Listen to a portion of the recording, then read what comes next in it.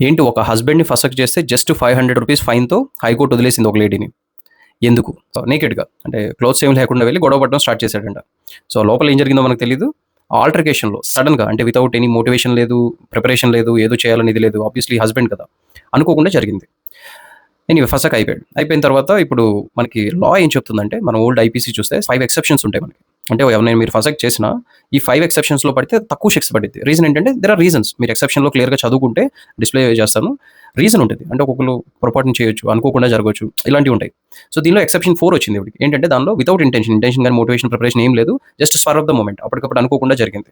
So, దానికి లా makers ఇచ్చింది. ఇక్కడ హైకోర్టో, సుప్రీం కోర్టో ఇచ్చింది కాదు. మన లా మేకర్స్ ఏం చెప్పారంటే ఇలాంటి వాటిలో జరిగినప్పుడు దాని పనిష్మెంట్ 304 పార్ట్ 2 కిందకొస్తది. పార్ట్ 2 కిందకొచ్చినప్పుడు ఐదర్ జైలు శిక్ష లేదా ఫైను లేదా బోత్ 3 ఉంటాయి.